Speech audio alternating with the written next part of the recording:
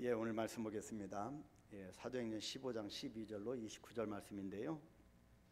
우리가 본문이 좀 깁니다. 그래서 우리가 25절부터 마지막 29절까지 우리 같이 합독하겠습니다.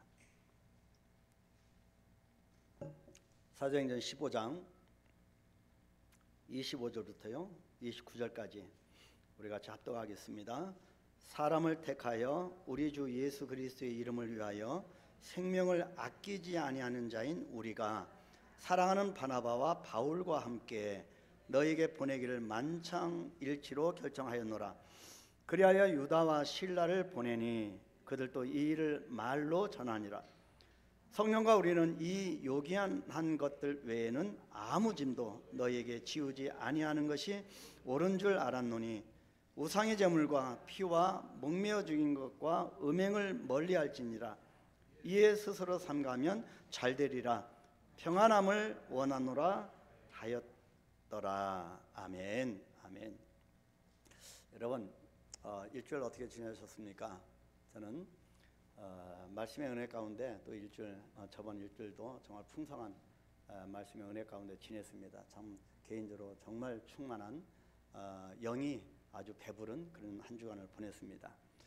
오늘 이 주일 설교를 준비하면서 좀 굉장히 중요한 내용이 많이 있습니다. 여러분 집중을 좀 해 주셨으면 좋겠고, 특히 초신자 분들은 좀 어려운 내용일 수 있지만 굉장히 꼭 필요한 그런 내용이라고 보여집니다. 집중해 주시고, 좀 평상시보다 약간 길 수도 있겠습니다. 미리 말씀드립니다. 굉장히 중요한 내용이기 때문에 그렇게 말씀을 드립니다. 여러분, 게리 헤멜이라고 하는 박사가 계시는데요. 이분은 세계적으로 경영인들에게, 그런 기업을 하는 분들 또 경영하는 분들에게 가장 많은 영향을 끼치는 멘토 중에 한 사람입니다. 자, 게리 헤멜이라고 하는 이 박사가 책을 썼는데요. 시대를 앞서는 미래 경영 전략이라고 하는 책입니다. 저는 오늘 이 책에 기록되는 아주 흥미로운 실험 이야기를 예화로 드리면서 오늘 설교를 시작하려고 합니다. 자, 어떤 실험자가 있습니다. 그리고 그 무리의 원숭이들이 있는 우리의 천장 가둬놓고 천장에 줄을 매답니다. 그 줄에는, 그 꼭대기에는 바나나를 매답니다. 그리고 원숭이들이 바나나를 좋아하잖아요. 바나나를 먹기 위해서 줄을 타고 올라갈 때마다 모든 원숭이들에게 찬물을 뿌렸습니다. 그리고 원숭이들이 바나나를 먹기 위해서 줄을 타고 올라가는 찬물을 뿌렸는데, 원숭이들이 여러 번 시도를 했지만 찬물 세례를 받고 그때마다 바닥에 떨어지고 맙니다. 그러자 줄을 타고 오르려고 하는 원숭이들은 점점 줄어들고, 이거 한두 번이면 계속 진행되니까 점점 줄어들었고, 마침내 그 어느 원숭이도 바나나를 먹으려고 줄을 타지 않게 되었습니다. 실험자는 이후에 전혀 이런 경험을 하지 않은 원숭이를 차례로 이 우리에 집어넣습니다. 당연하게 이 경험하지 않은 이 원숭이가 바나나를 먹기 위해서 줄을 올랐지만, 거기에 이런 경험을 한 고참 원숭이들이 말리는 겁니다. 자, 그래서 덩달아 자기들도 찬물을 맞는 것을 경험했기 때문에 경험하지 않은 이 원숭이를 제지하는 겁니다. 실험자는 그럴 때마다 원숭이들을 한 마리씩 집어넣고 교체했고요. 마침내 직접 찬물 세례를 맞은 원숭이는 단 한 마리도 남지 않게 되었습니다. 경험한 사람 원숭이를 빼고 경험하지 않은 원숭이를 계속 바꾸는 겁니다. 그래서 나중에는 경험해본 원숭이가 없는 거지요. 흥미로운 일은 여기서부터 일어났다고 합니다.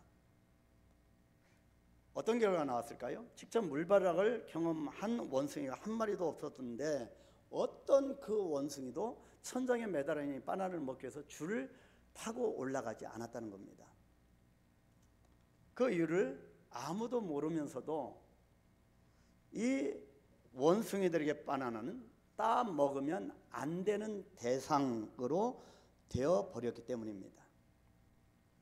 이 실험은 어떤 조직이나 개인에게 만성화된 부정적인 태도와 학습된 무력감. 여러분, 무기력도 학습되는 겁니다. 학습된 무기력을 설명하는 대표적인 사례입니다.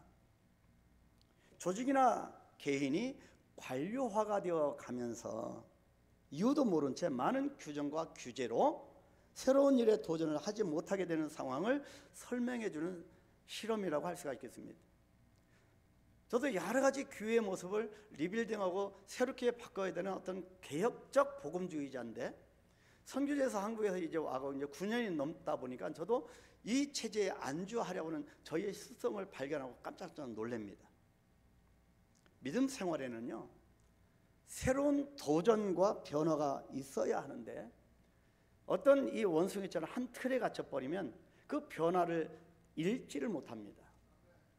그것을 못하게 만드는 관료화나 전통이나 나도 모르는 사이에 내 안에서 만들어진 이 선입관, 이 고정관념이 굳어져서 타성에 젖은 조직 문화나 소통 부재가 믿음의 세계로 나아가야 하는 공동체의 발목을 매번 붙잡는다는 교훈을 이 실험에서 얻게 됩니다.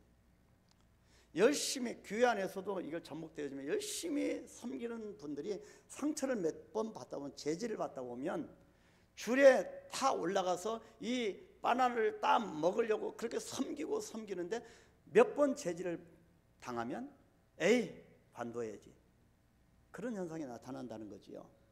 이것이 이런 실험입니다.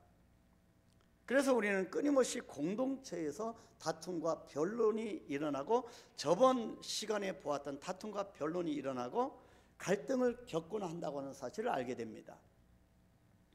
우리들이 이 세상을 살아가면서 이러한 갈등과 충돌을 피할 수는 없겠지만, 갈등을 극복하려면, 저번 시간에 설교 제목이었지 않습니까?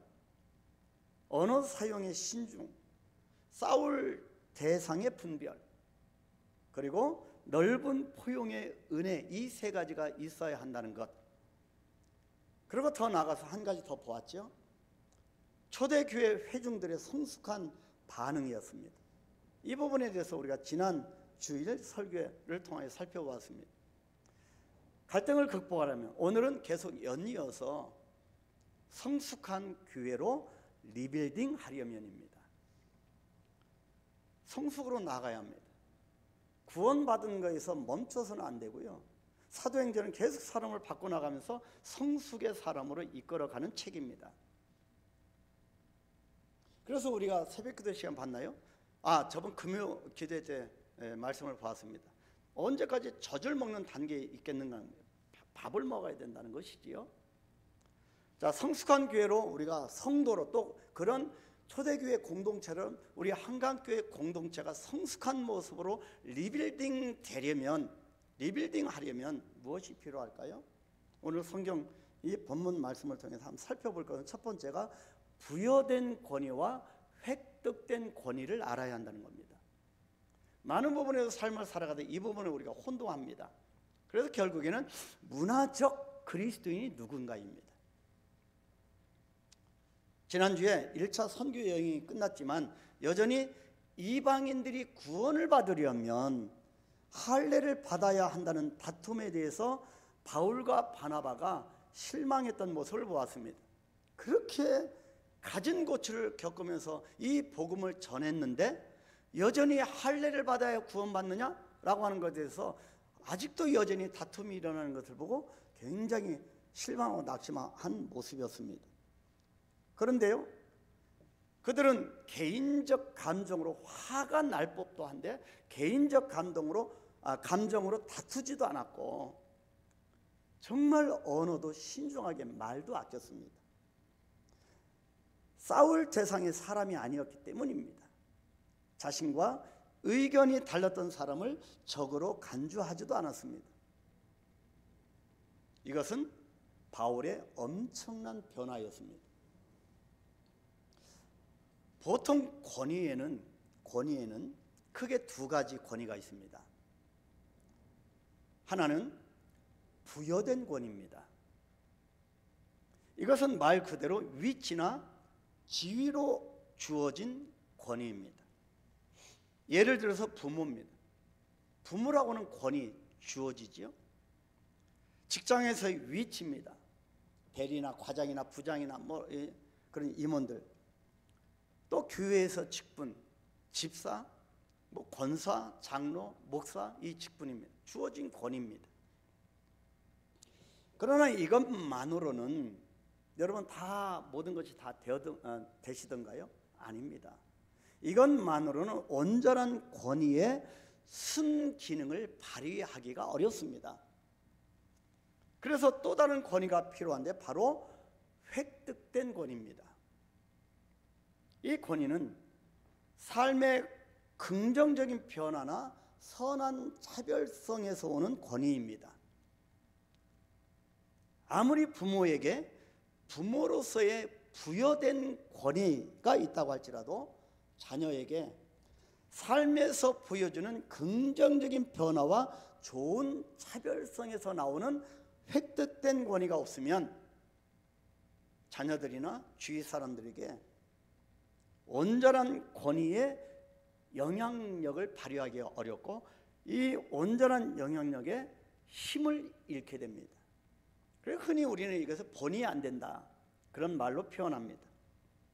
이런 관점에서 사도 바울에게 있어서 부여된 권위에서 머무르지 않고 더 나아가서 성장된 모습, 획득된 권위로의 변화를 일으킨 가장 큰 요인이 무엇이냐면 오직 복음이었습니다.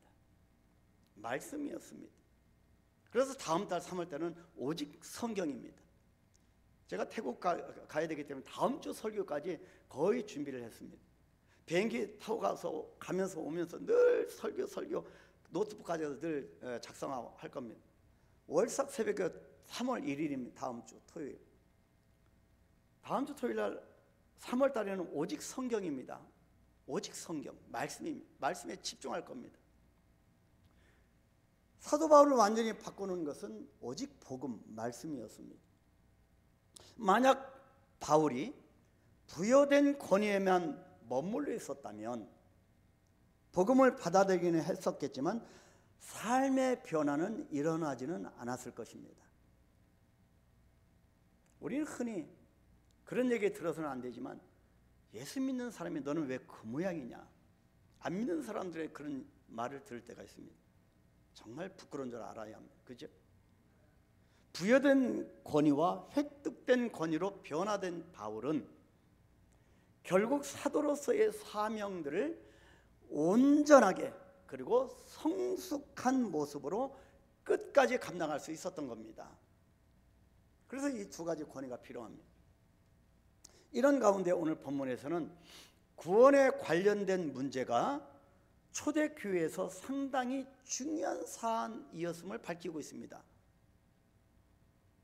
구원이 전적으로 하나님의 은혜와 그리스도 예수로 말미암아 얻어지는 것이냐, 예수만 믿어도 구원을 받는 것이냐, 아니면 예수님도 필요할 때는 필요하기는 하지만 그걸로 안 되고 여전히 구약 모세 율법을 지킴으로써 완성되는 것이냐, 이걸 가지고 서로 첨예하게 다툼이 일어난 겁니다.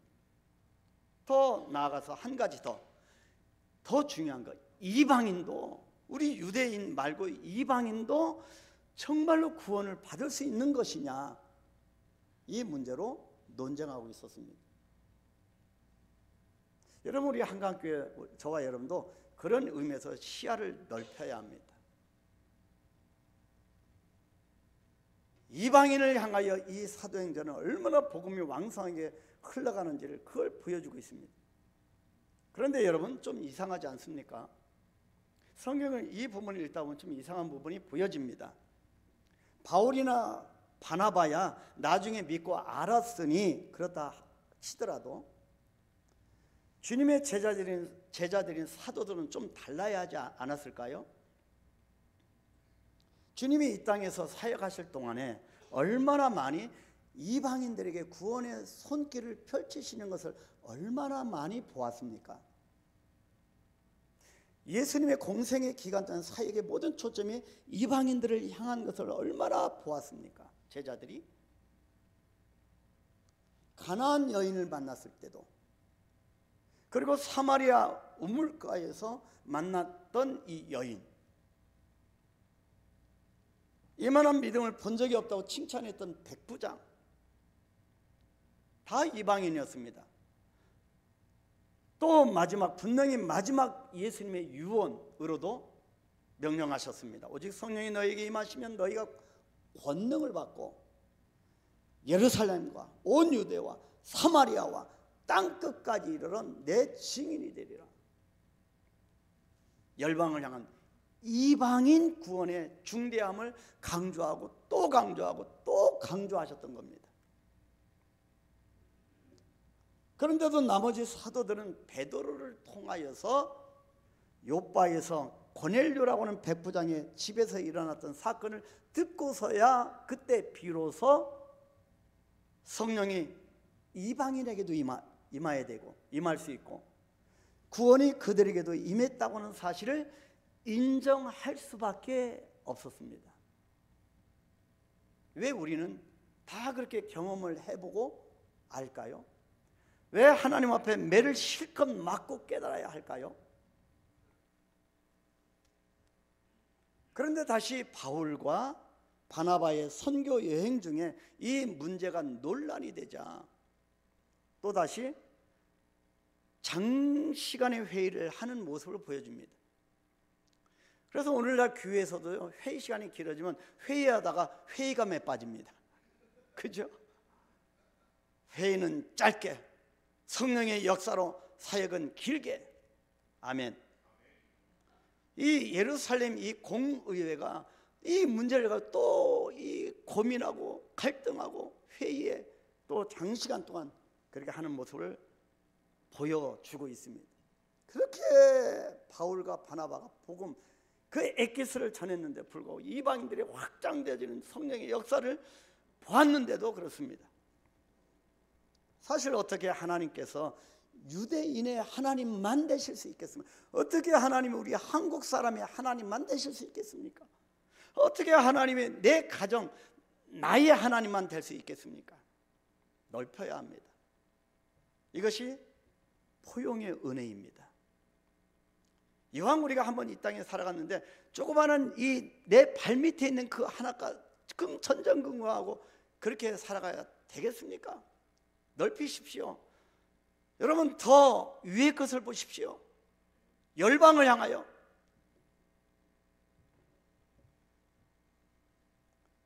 하나님을 믿으려면 어떻게 할례를 받아야만 가능할 수 있겠습니까? 그런데도 이 문제가 이렇게 심각하다고 하는 것은 제자들이 갖고 있는 선입관이 얼마나 무서운지를 또 한 번 보여주는 모습이라고 할 수 있습니다. 제자들도 그렇습니다. 그죠? 우리는 내 자신도 모르는 사이에 자기가 아는 만큼의 크기로 하나님을 제한시켜버리려고 하는 경향이 있다는 사실을 알아야 합니다. 자꾸 내 수준의 하나님을 가둬놓으려고 하는, 제한시키려고 하는 성향이 참 많습니다. 이것을 일컬어서 문화적 그리스도인이라 그렇게 말을 합니다. 세상 문화가 어떻고 세상에 살아가려면 그렇게 우리가 이런 것 이렇게 해야 된다. 그 반면에 성경적인 가치를 현저하게 훼손하면서까지도 그렇게 합니다. 이것이 세상 살아가는 원리고 요령이라고 말을 합니다. 그것이 문화적 그리스도인입니다. 위험한 거지요. 오랫동안 예수를 믿은 우리에게도 이런 경우가 적지 않습니다. 자기가 믿는 방법이 전부라고 생각합니다. 내가 지금까지 신앙생활을 해왔던 것이 전부 정답이라고 그렇게 말을 하기도 합니다. 자기 경험, 자기 지식, 자기 방법 안에 하나님을 가둬두려는 성향이 참 많습니다. 여러분, 선교사들이 국내에서 교회 목회를 많이 하지 않는 통계가 있잖아요. 국내에 들어와도 목회를 잘 못합니다. 다른 선교지를 가든지 다른 사역을 합니다. 저를 보고 좀 약간 이상하대요. 어떻게 감당하냐고.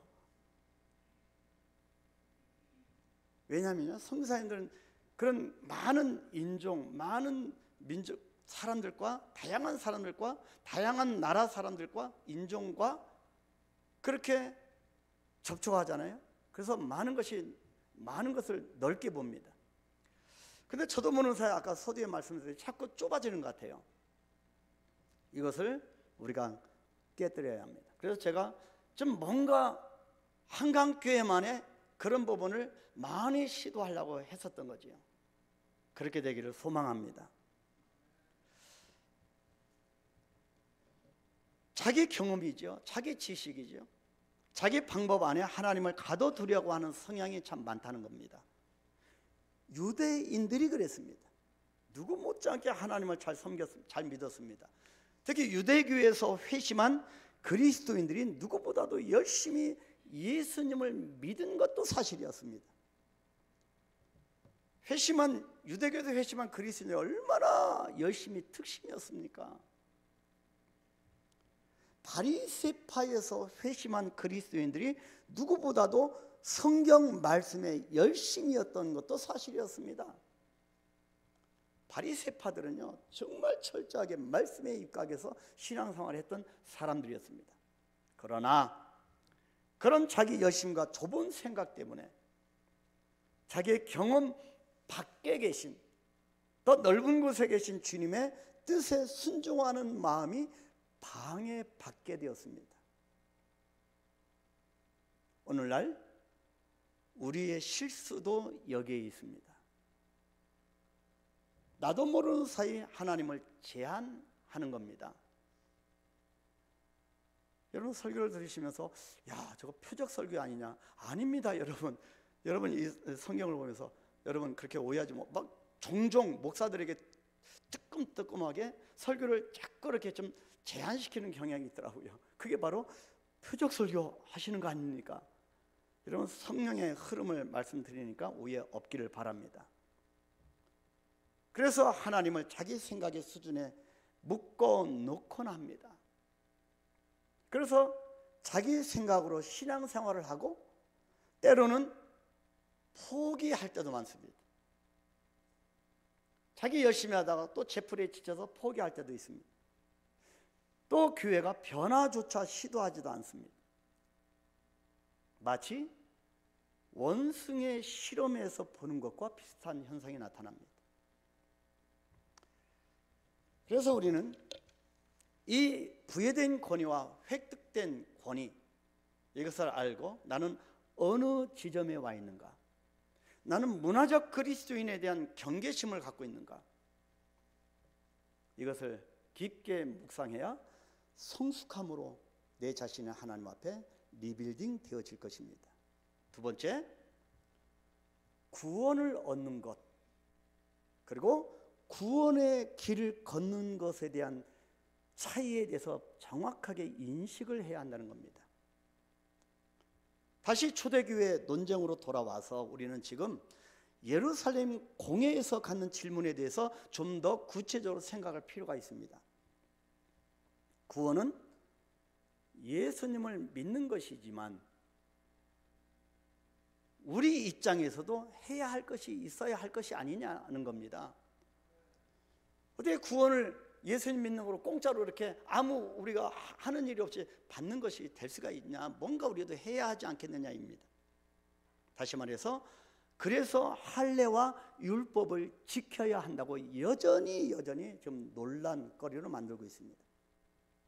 이 말은요, 이 세상의 문화와 논리 속에서 나름의 설득력을 가지고 있습니다. 어떻게 그 귀한 것을 그냥 공짜로 받을 수 있느냐 하는 인식입니다. 뭔가 열심히 노력을 해야 할 것 같고 구원받기 위해서, 그러다 지쳐버리고 신앙생활이 어렵다 그렇게 말을 합니다. 시골에서 목회하는 목사님들에게 가장 어려운 게 무엇이냐고 물으면 믿음으로 구원받는다라고 하는 이 진리를 이 시골 분들에게 가르치는 것이라고 대답을 합니다. 저도 시골에서 목회를 해봤잖아요. 많은 경험을 했습니다. 시골 어르신들은 어떻게 그냥 공짜로 구원을 그렇게 덥석 받느냐는 겁니다. 이해가 되시죠? 그래도 뭔가 내가 해야 하지 않느냐라는 겁니다. 그래서요, 교회에서 승합차로 쭉 다니다가 시골 목회는 그렇잖아요. 논농사나 밭농사 하시는 그 분들 있으면 같이 돕기도 하고 바깥으로 하나 좀 따드리고 그러잖아요. 그래서 교회 승합차로 길을 가다 동네 어르신들을 만나면 태워드립니다. 동네 어르신을 태워드리는데 차에 타도요, 짐을 꼭 끌어안고 있지 짐을 바닥에 내려놓지 않는데요. 짐을 좀 내려놓으세요 그러면 공짜로 차를 탄 것도 미안한데 이것도 이렇게 얻어 타는 것도 미안하고 고마운데 어떻게 짐까지 편하게 이렇게 가게 하겠느냐, 그렇게 말씀하는 겁니다. 뭔가 내가 차를 탔으니 뭔가 값어치를 치러야 되지 않겠느냐, 짐이라도 내가 꼭 끌어안고 있어야지, 그런 인식이지요. 이것이 구원을 얻는 것과 구원의 길을 걷는 것에 대한 차이입니다. 이 웃기 힘든 말은 구원을 얻는 것과 구원의 길을 걷는 것에 대한 인식의 차이 때문에 생기는 거지요. 우리도 하나님께서 우리에게 동그란 바퀴를 주셨는데 어떤 분은 세모난 바퀴를 자기가 다 빼버리고, 세모난, 어떻게 내가 공짜로 이렇게 하나님의 은혜를 받을 수 있어? 그리고 편하게 굴러가는 동그란 바퀴를 빼버리고 세모난 바퀴나 네모난 바퀴로 갈아 끼웁니다. 그리고 끙끙대고 이렇게 끌어갑니다. 이런 모습 아니겠습니까? 이 차이를 말씀하는 구절이 히브리서 11장 6절입니다. 믿음이 없이는 하나님을 기쁘시게 하지 못하나니 하나님께 나아가는 자는 반드시 그가 계신 것과 또한 그가 자기를 찾는 자들에게 상 주시는 이심을 믿어야 할지니라. 그래서 하나님을 믿는 자에게는요, 두 가지 길이 있음을 여기서는 분명하게 말씀하고 있습니다. 첫 번째 구원의 길은 뭐냐면 하나님이 계신 것을 믿는 믿음으로 얻는, 믿는 구원을 뜻합니다. 믿는 구원, 믿음으로 구원을 얻죠. 믿는 구원. 그래서 구원을 받으라입니다. 그래서 우리가 예수님을 믿으면 구원을 받게 됩니다. 이것이 바로 주님이 계신 것을 믿을 때 오는 구원입니다. 저와 여러분 다 구원 받았죠? 아멘이시고 확실하십니까? 지금 내가 목숨이 끊겨도 천국에 갈 수 있는 확신이 있으십니까? 천국에 갑니다. 예수님 믿으면. 천국은 주님을 믿을 때 받는 것입니다. 그러나 믿음은 여기서 끝나지 않습니다. 아니, 끝나서는 안 된다는 것입니다.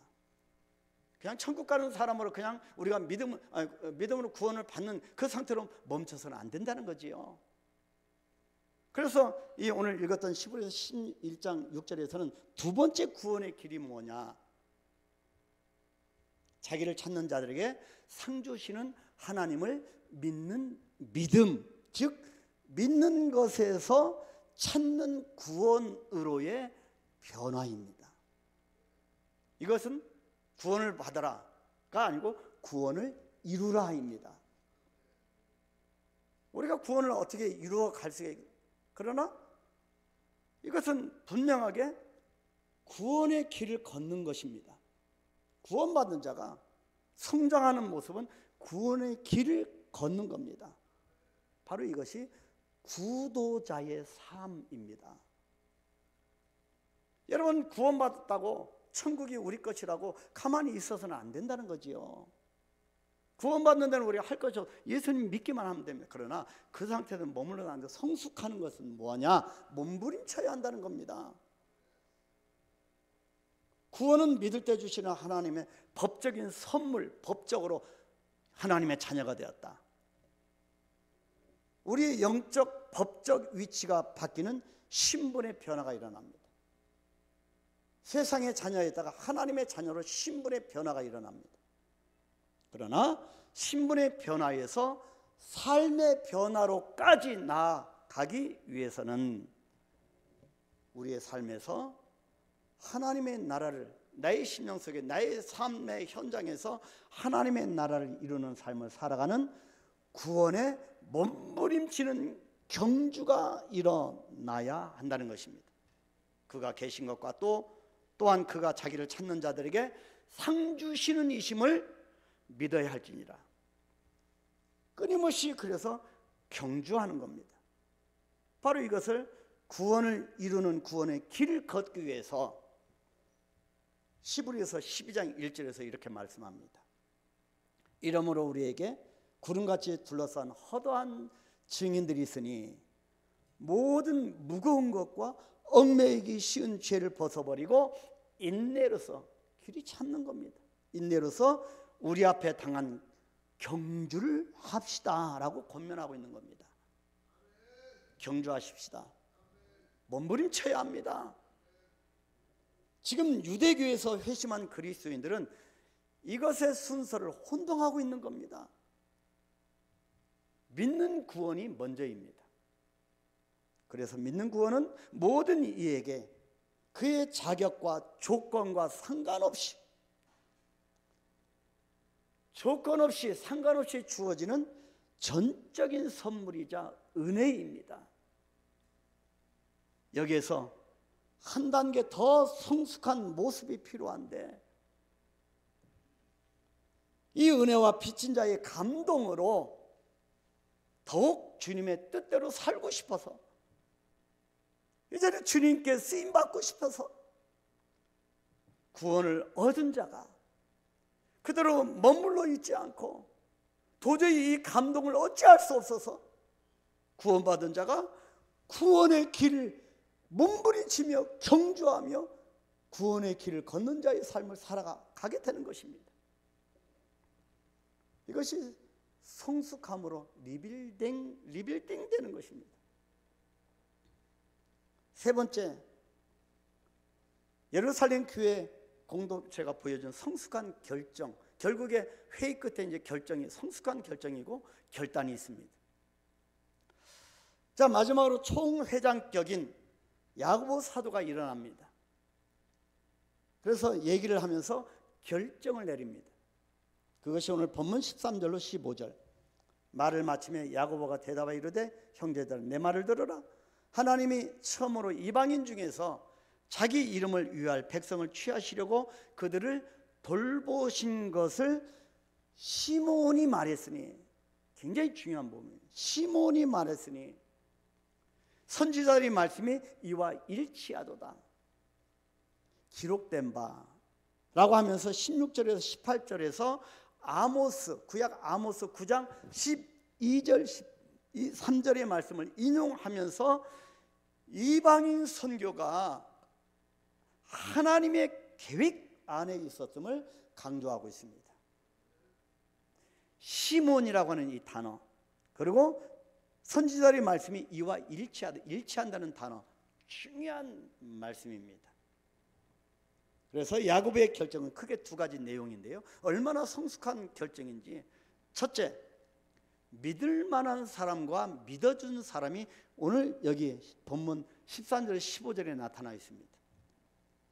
야고보 사도는요, 하나님께서 분명 이방인을 부르셨다고 하는 것을 확정하면서 우리는 무엇보다 그 점을 시몬, 즉 베드로를 통하여 알 수 있다는 겁니다. 우리 예루살렘 교회 모든 공동체는 거기에 안디옥에 가보지, 1차 선교 여행에 가보지 않았습니다. 근데 시몬을 통하여 하신 하나님의 역사를 시몬의 얘기를 통하여 알 수 있다는 겁니다. 야고보는 지금까지 베드로에게 일어났던 사건을 설명합니다. 그것이 얼마나 놀라운 일인지를 얘기합니다. 야, 하나님의 역사가 베드로에게 어떻게 나타나는가, 그걸 듣더니 얼마나 위대한 일인가를 설명합니다. 도저히 믿을 수 없는 일이 이방인을 통해서 일어난 사실을 설명한 것입니다. 이 야고보가 누구입니까? 이렇게 말을 하는 야고보가 누굽니까? 제자이자 사도이죠. 당시 예루살렘 공회의 총회장직을 감당할 만한 그릇이었어요. 오늘날 말하면 각 교단의 총회입니다. 총회장격이죠. 한 교단의 총회장격입니다. 총회장직을 감당할 만한 그릇으로 성숙해진 사도였습니다. 야고보도 성숙한 사람이 된 거죠. 왜냐하면 보십시오. 야고보는 베드로를 믿었던 겁니다. 시몬을 통하여 역사하신 하나님에서 설명하죠. 시몬에 대해서 얘기를 합니다. 시몬이 말하였으니 베드로를 지금 믿고 있는 겁니다. 사실 야고보와 베드로는 다 예수님의 수제자격입니다. 얼마든지 여러분 경쟁이나 묘한 경쟁이나 갈등이 있을 수 있는 구조, 그런 관계입니다.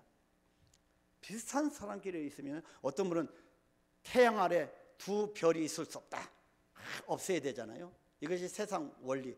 경쟁은 윈윈이 없습니다. 상대방을 눌러야 내가 올라가는 거지요. 근데요, 그런 갈등이 있을 수 있는 관계입니다.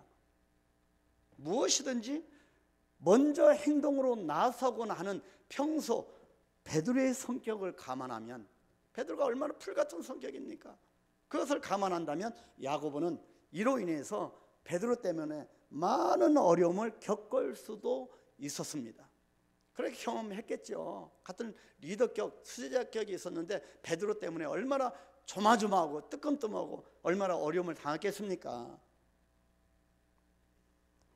전승에 의하면 베드로와 달리 야고보는 상당히 내성적인 사람이었다고 기록합니다.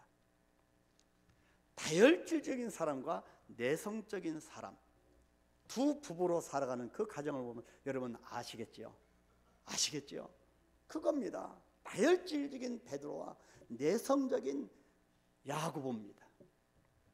이 조합이 어떻게 보면 안 맞는 것 같습니다. 다음 주에도 보지만 바울과 바나바도 또 이런 현상이 나타납니다. 그런데 야고보는 지금 베드로의 신앙적인 경험을 신뢰하고 있다는 겁니다. 이것이 베드로와 야고보와의 관계입니다. 이것을 볼 때 그들의 경쟁 관계가 있던 묘한 그런 관계이든 야고보는 베드로의 하는 말을 신뢰하고 믿어주고 있습니다. 인격의 크기죠. 우리 한국교회 인격의 크기가 큰 분들이 다 많아지기를 축복합니다. 이런 면에서 베드로는 믿을만한 사람이었고 야고보는 믿어준 사람이었습니다. 교회란 근본적으로요, 믿음의 공동체입니다. 우선 하나님을 믿는 공동체죠. 철저하게 모든 공동체가 하나님을 믿는 겁니다. 근데 여기서 그쳐서는 안 되죠. 하나님을 향하여 믿는 공동체가 모이는데 왜 갈등이 일어나고 변론이 일어나고 다툼이 일어날까요? 하나님을 믿는 단계에서 멈추기 때문입니다.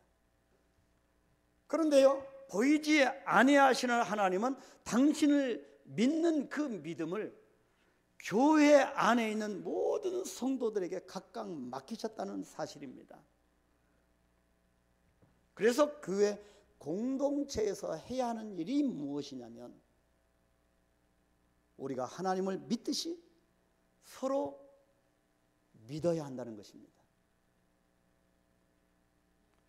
야, 저 이미영 집사가 어젯밤에 뭐 했을까? 믿을 수 없어. 왜 교회 총서는데 왜 안 나왔을까? 아무개 집사는 믿을 수가 없어. 그런 공동체가 아니라는 겁니다. 믿어주는 공동체라는 겁니다. 여러분 흔히 이런 말을 합니다. 하나님은 믿음의 대상이고 사람들에게 치고 상처받고 하면 그런 얘기를 많이 해요. 하나님은 믿음의 대상이고 사람은 사랑의 대상이다. 들어보셨죠? 과연 이 말이 맞는 말일까요? 저는 이 말을 뒤집고 싶습니다.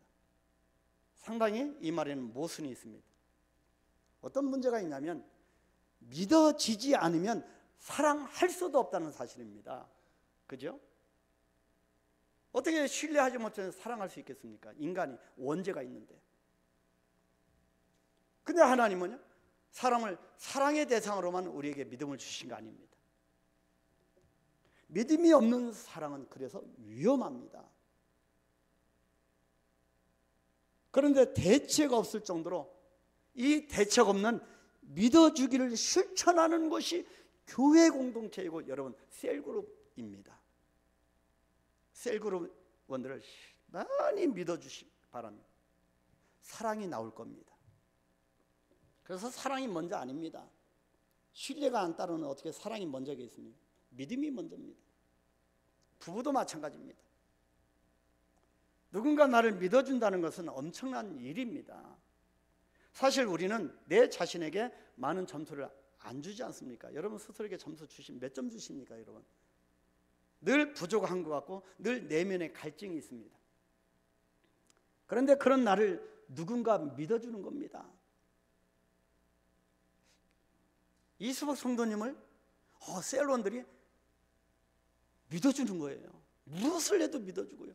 세수를 안 하고 와서도 저 사람이, 저 분이, 저 성도님이 어젯밤 집에서 안 나왔구나. 그게 아니고 믿어주는 겁니다. 이 믿음의 관계. 아무도 믿어주지 않던 대책 없는 나를 주님은 믿어주신 겁니다. 자기를 부인하고 도망갔던 베드로에게 나의 양을 치라.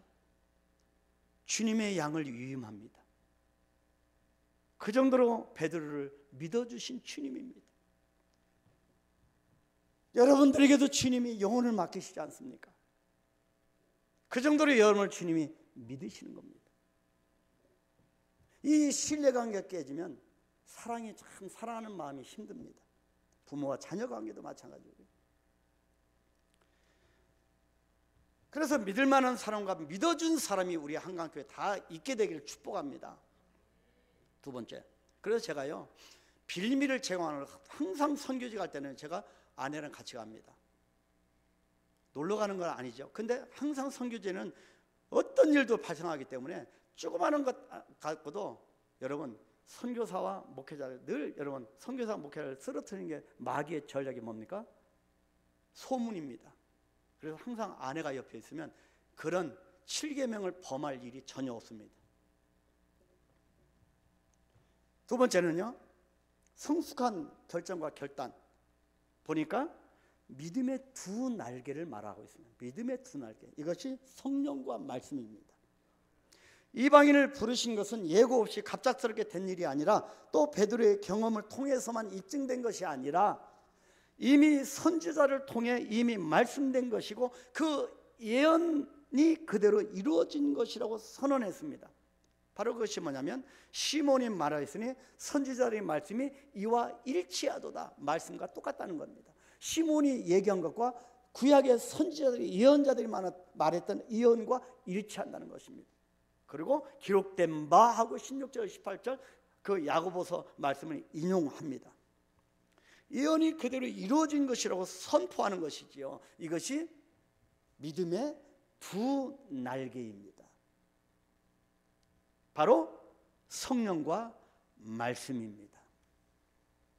야고보의 말은 성령이 임하고 성령 세례받고 귀신이 떠나가고 병 고침 받는 것에서 끝나는 것이 아니라 그것은 젖먹는 수준이고 그것이 성경과 귀신이 떠나는 것이 성경과 일치하느냐는 점을 강조하고 있습니다. 여러분 마귀도요 귀신도 여러분 병을 쫓아냅니다. 그죠? 바알세불을 힘입어서 우리가 귀신을 쫓아내는 경우도 있습니다. 분별력이 없으면. 근데 그것이 귀신이 나가고 병 고침 받는 이것이 성경과 일치하느냐입니다. 그것이 중요하다는 거죠. 여러분 극단적인 신비주의에 빠지지 마시길 바랍니다. 말씀 안에서 사건을 보는 성경적인 관점을 가져야 한다는 것입니다. 우리 신앙의 근거는요 성경입니다. 누가 귀신을 쫓아내고 신유의 은사에 병이 떠나고 그게 근거가 아닙니다. 성경이 근거입니다. 그 행위가 말씀과 일치하느냐입니다. 경험도 간증도 중요하지만 가장 중요한 것은 성경의 근거, 성경으로 돌아가는 것입니다. 그것이 성경과 일치하느냐입니다. 야고보는 구약의 아모스서를 통해서 이 예언이 이미 선포되었음을 말씀하고 있는 겁니다. 그래서 지금 야고보는 성령과 말씀 아래서, 이 두 날개 아래서 교회를 대표해서 이렇게 결정합니다. 그것이 19절입니다. 그러므로 내 의견에는 이방인 중에서 하나님께로 돌아오는 자들을 괴롭게 하지 말고, 우리 한강교회 새로운 영혼들을 제한하지 말고 괴롭게 하지 말고, 여러분 한국에 와 있는 이 이주민 외국인들을 제한하지 말고, 여러분 은혜 받았다고 하는 말의 진짜 의미는 무엇일까요? 여러분, 은혜 받았다는 말, 자기가 내가 생각하고 있는 것들을 말씀이 확인시켜 준 걸까요? 내가 다른 사람들에게 내가 논쟁에서 이기는 근거로 내가 성경을 딱 찾아서 그게 은혜 받은 것일까요? 내가 원하는 것이 항상 기도할 때마다 응답되어진다고 하는 말일까요? 내가 원하는 대로 하나님이 움직여진 것이 은혜 받았다고 하는 걸까요? 설교를 들었는데 나에게 꼭 필요한 말씀이다, 은혜 받았습니다, 그 뜻일까요? 은혜 받았다는 말의 진정한 뜻은요, 내가 틀렸다고 하는 것을 아는 것입니다. 은혜가 내 안으로 들어오므로 내 생각과 내 주장과 나의 모든 관점이 틀렸구나를 깨닫는 것이 은혜 받은 겁니다. 내가 틀렸다고 하는 것은, 이것이 은혜 받은 건데, 내가 틀렸다고 하는 것을 인정을 안 하니까 변화가 없는 거지요. 내가 틀렸다고 하는 것을 알게 되면 남이 틀린 것에 대해서 너그러지고 관대해질 수가 있는 겁니다. 그래서 보편적으로 나에게 엄격한 사람은요, 남에게 관대해진다고 하는데 남에게도 엄격해집니다. 그래서 우리가 세상의 말들 때문에 우리가 자꾸 혼동하고 성경 지식을, 지혜를, 진리를 깨닫는데 방해가 되는 겁니다. 내가 엄격하면 내유외강, 아니면 외유 하여튼 내강, 하여튼 여러 가지 반대로 얘기했지만, 내가 엄격하면 남에게 관대지, 아닙니다. 남에게도 엄격. 여러분, 술 마시는 부모님 밑에서 성장한 아이가 너무 싫어서 내가 나중에 결혼하면 가정을 이루면 난 술 안 마셔야지. 여러분, 더 폭풍이 된 결혼금 많이 받잖아요. 습득된 그런 것 때문에 그렇습니다. 그래서 뭐냐면, 그것이 아니라 내가 틀렸다고 하는 것을 인정할 때 남에게 관대해질 수 있는 겁니다. 기독교의 핵심 가치는 내 안에 답이 없다입니다. 이것이 기독교의 핵심 가치입니다. 내가 틀렸다는 겁니다. 내 안에 답이 없다는 겁니다. 여러분, 우리 본성이 악한데 원죄를 갖고 있는데 우리에게 무슨 답이 있겠습니까? 해답이 있겠습니까? 내 안에 답이 없다입니다. 자력 종교는요, 타 종교를 제가 비판하는 거 아닙니다. 기독교는 타력 종교입니다. 하나님의 내려오심이지요. 타력 종교입니다. 내 안에 답이 없다입니다. 근데 자력 종교는 내 안에 답이 있다고 전제합니다. 제가 오랜 세월 동안 여러분 얼마나 연구했는지 모릅니다. 절에도 가고요, 수계를 받고요. 근데 내 안에 답이 있다고 전제하는 겁니다. 그래서 제가 답을 못 찾았어요. 아마 여러분보다 제가 불경을 더 잘 알 겁니다. 군대에서도 참불가 부르고요, 불경을 끼고 살았습니다. 내 안에 답이 있다고 생각하니 구원을 값없이, 대가 없이 받아들일 수 없는 겁니다. 내가 너무 강하기 때문에, 내가 뭔가를 해야 합니다. 내가 주인이기 때문입니다. 그런데 내 안에 답이 없다, 내 밖에 답이 있다고 깨달으니 내가 구원을 위해서 무엇을 해야 할 이유가 없는 겁니다.